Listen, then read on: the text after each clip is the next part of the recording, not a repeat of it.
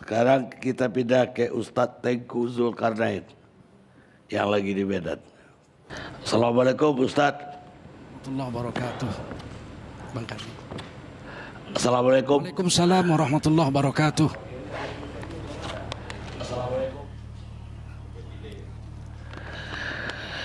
Ustadz, udah ngikutin atau belum diskusi kami dari tadi? Awal mengikuti insya Allah.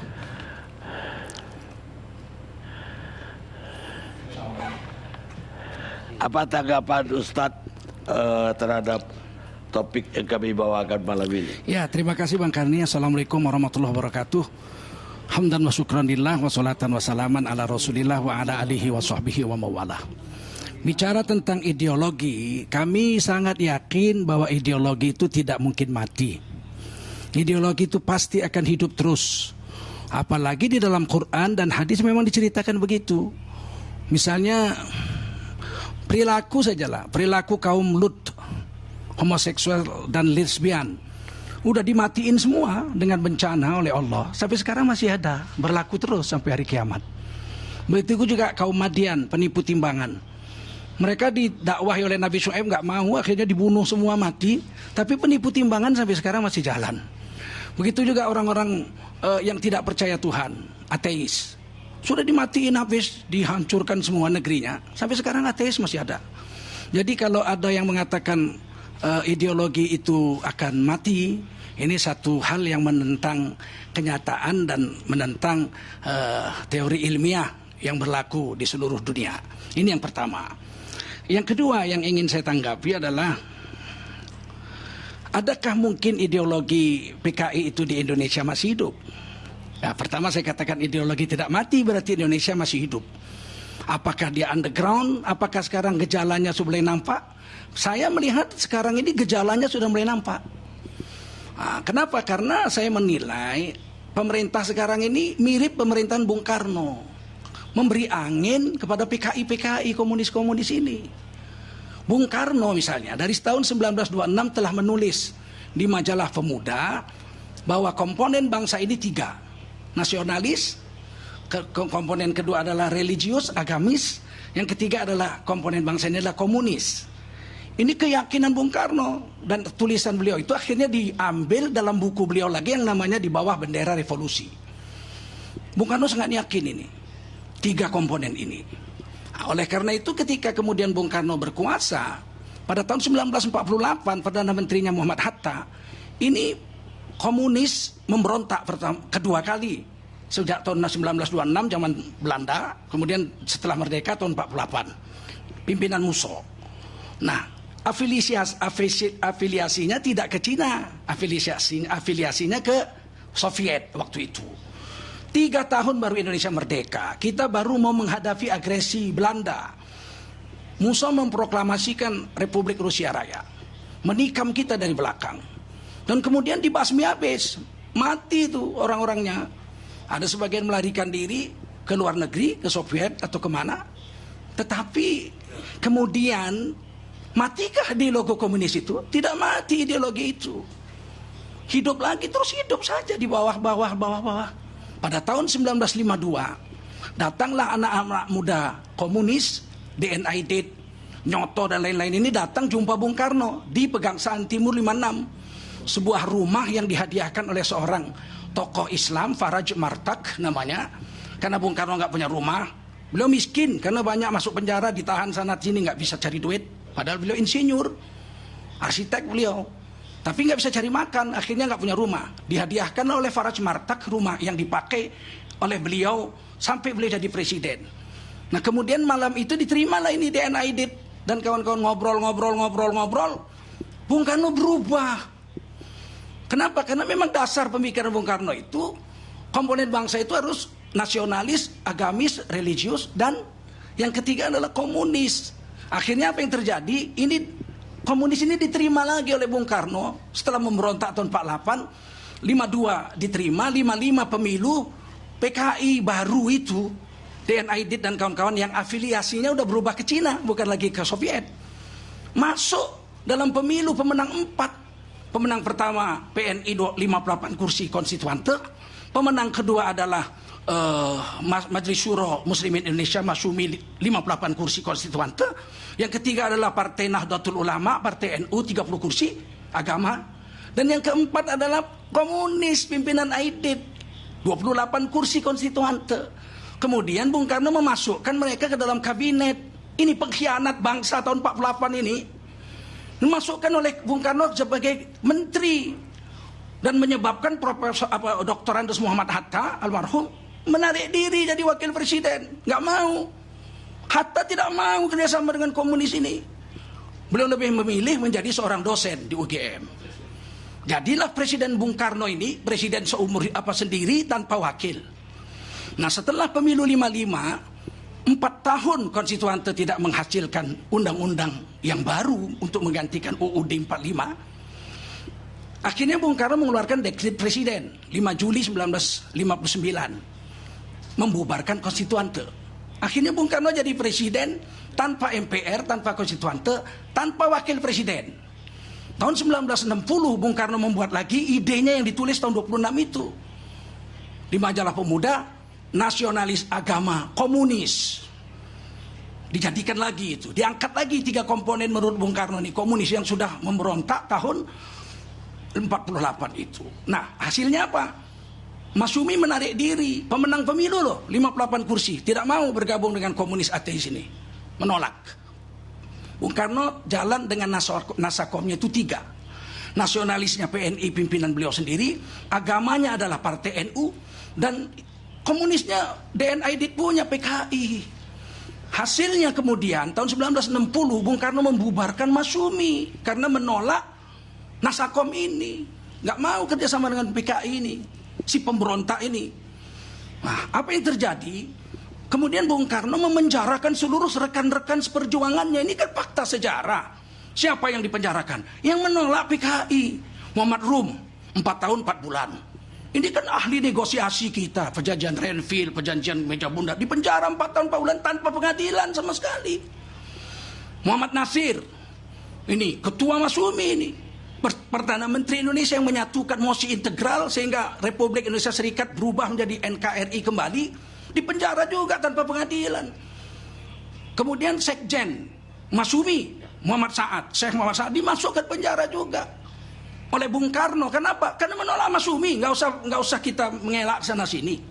Di Medan Syekh Arsyad Talib Lubis, itu ulama besar kami di sini, salah satu pendiri Al-Wasliyah, dipenjara juga. Buya Hamka 2 tahun lebih sampai minum kencing. Menurut paman guru saya, adik sepupuan Buya Hamka, tinggal di rumah bapak saya 3 tahun, mengazankan saya waktu lahir. Beliau yang cerita Buya Hamka di penjara zaman Bung Karno itu sempat minum kencing. Apa salahnya Buya Hamka? Imperialis? Kapitalis? Bukan. Karena beliau menolak PKI, menolak komunis. Kemudian Tan Malaka keluar dari PKI, padahal beliau pendiri, membuat partai baru namanya Partai Musyawarah Rakyat Banyak bersama Adam Malik, bersama Khairul Soleh. Khairul Soleh ini orang yang menculik Bung Karno ke Rengas Dengklok agar membuat teks proklamasi dan memerdekakan Indonesia. Ini 3 orang ini mendirikan Partai Musyawarah Rakyat Banyak, Partai Murba. Kemudian disuntik oleh komunis ini, Bung Karno membekukan Murba. Untuk kemudian tahun 1964 Murba dibubarkan oleh Bung Karno. Gerak HMI juga diminta dibubarkan. Kenapa? Nggak ada salah apa-apa. Bukan mereka tidak Pancasilais, karena menolak PKI. Ini yang menjadi keanehan. Bung Karno itu kok dari 48 membasmi PKI itu beliau diam, setuju. Kok tiba-tiba balik lagi? Karena memang pemikiran Bung Karno, komunis tidak boleh hilang dari komponen bangsa ini. Nah, pada tahun 1965 komunis memberontak nih di NID, membunuhi jenderal-jenderal, kiai-kiai dibunuhi. Kawannya satu koalisi, nasionalis PNI, Partai NU sebagai agamanya, PKI sebagai partai komunis, Nasakom bersatu sejak tahun 60. Tahun 65 yang paling banyak dibunuh kiai daripada NU sendiri, kawannya satu koalisi. Jadi kalau Ibu Sukmawati tadi mengatakan komunis itu bangkit di Rusia melawan proletar, melawan bangsawan-bangsawan yang feodal, di sini mereka membunuh kiai-kiai kok. Di sini komunis bunuh kiai, membunuh tentara. Yang kemudian sangat mengecewakan adalah sekarang ini, pemerintah sekarang ini, tadi Pak Profesor Mahfud MD mengatakan bahwa pemerintah itu nggak campur-campur lah. Mau versi PKI benar atau versi pemerintah Orde Baru, bahwa Orde Baru benar, PKI salah, nggak mau campur-campur, dibiarin aja. Ini kan sikap sangat berbahaya dari rezim ini. Kenapa saya bilang berbahaya? Karena PKI yang memberontak tahun 1965 itu dihukum di pengadilan negara, pengadilan militer, inkrah. Subandrio, Sam Kamaruzzaman, ini gembong-gembong PKI ini inkrah di pengadilan. Pengadilan bukan pengadilan Soviet, bukan pengadilan Cina, bukan pengadilan Arab Saudi. Pengadilan Negara Kesatuan Republik Indonesia. Kalau mengatakan kemudian PKI itu ya biar aja, mau betul, mau salah, kan berarti menampar wajah sendiri. Ini Mahfud MD dan rezim-rezim yang sekarang ini menampar wajah sendiri. Kenapa? Karena keputusan pengadilannya dikangkanginya sendiri. Atau kalau bisa diadili baru. Kalau boleh, kan nggak boleh. Sudah inkrah kok. Di pengadilan. Gembong-gembong komunis ini memberontak. Beda dengan Bung Karno tahun 46, 48. Komunis itu dibunuh aja, nggak di pengadilan. Musso dibunuh. Yang lain-lain dibunuh. Amir Saripudin dibunuh. Nggak ada pengadilan. Kalau Pak Harto di pengadilan. Nah ini yang harus diluruskan. Sangat berbahaya membiarkan ini terus. Suka hati aja. Mau rakyat percaya atau tidak. Seharusnya pemerintah sekarang ini, ketika ada di medsos tulisan-tulisan mengatakan, saya baru baca itu, PKI memberontak tahun 65 ada rekayasa Soeharto. Itu harusnya pemerintah ini menangkap orang itu. Anda menentang inkrahnya pasal perkara pidananya PKI di pengadilan militer. Menentang pengadilan Anda, tangkap dong, jangan dibiarin. Banyak sekali ambigu di negeri ini sekarang. Kata Profesor Mahfud MD, kita itu adil saja, yang begini kita proses, ini dilarang kumpul-kumpul kita larang. Yang sana yang demo di luar kumpul-kumpul dibiarin. Nah satu lagi ini kita lihat contoh. Ketika HTI memunculkan pemikiran khilafah, langsung dibubarkan kok. Keluar perpu.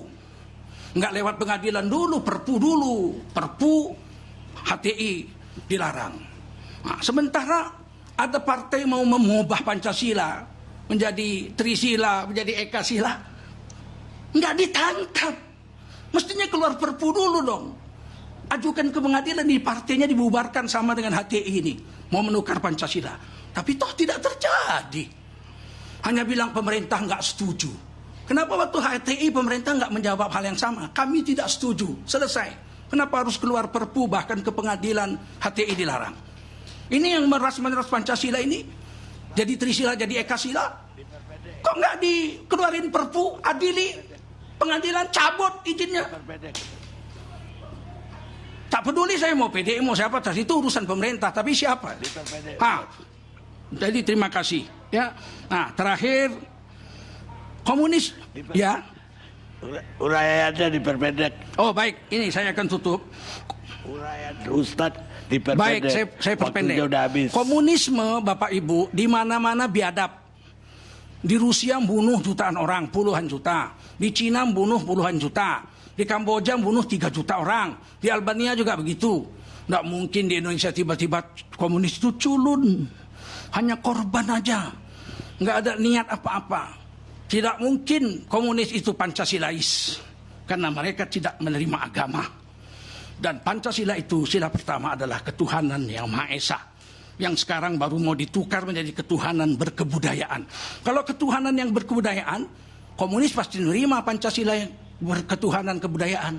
Tapi kalau ketuhanan yang Maha Esa, komunis di seluruh dunia tidak akan pernah menerima hal ini. Demikian Bang Karni, terima kasih. Mudah-mudahan uraiannya ada manfaat. Dan semoga kita bangsa Indonesia berhati-hati. Ya, terima kasih. Wassalamualaikum warahmatullahi wabarakatuh. Semoga kita bangsa Indonesia berhati-hati. Ya, terima kasih. Wassalamualaikum warahmatullahi wabarakatuh. Waalaikumsalam. Silakan Bu. Komentar Ya, silakan. tentang Mahmilub. Yang membuat Mahmilub itu adalah Presiden Soekarno. Karena apa? Karena dinilai dengan kabinetnya bahwa yang bergerak atau beraksi menjadi penculik dan pembunuh para jenderal adalah militer. Bukan orang-orang komunis. Nonton aja filmnya berulang kali kan. Kita lihat yang menjadi penculik-penculik dan pembunuh adalah militer. Dan militer itu kalau kita pelajari Kodam Jaya. Ini pelakunya. Kolonel Latif. Ini pledoinya. Dan dia juga di dalam pledoinya Kolonel Latif dari Kodam Jaya. Itu dia di dalam kesimpulannya adalah Soeharto terlibat G30S. Karena tidak mungkin ya tentara saja karena yang membunuh peleton Mayor Jenderal S. Parman abangnya mau bergerak menculik ya para jenderal kalau tidak didukung oleh kekuatan divisi. Nah, maka di sini di bukunya pledoinya Kolonel Latif. Ini tolong ini di kamera nih, karena udah belum lagi dicetak ini. Tapi disinilah kunci dari pelaku mengakui bahwa Soeharto adalah pelaku G30S yang mana berseteru bersaing dengan kelompok Pak Yani dan kawan-kawan. Soeharto, Dewan Jenderal dan kawan-kawan. Jadi itulah yang terjadi kudeta yang sangat tragis di tahun 65. Ini pelaku loh. Yang mengakui di dalam pledoinya Soeharto mengingkari, mengkhianati teman-temannya sendiri untuk yang bersama melakukan kudeta terhadap Presiden Soekarno yang menghadapi penculikan pembunuhan para jenderal kelompok Pak Yani dan kawan-kawan. Baik Pak Karni, saya ingin tanggapi Pemirsa, kita rehat dulu sejenak.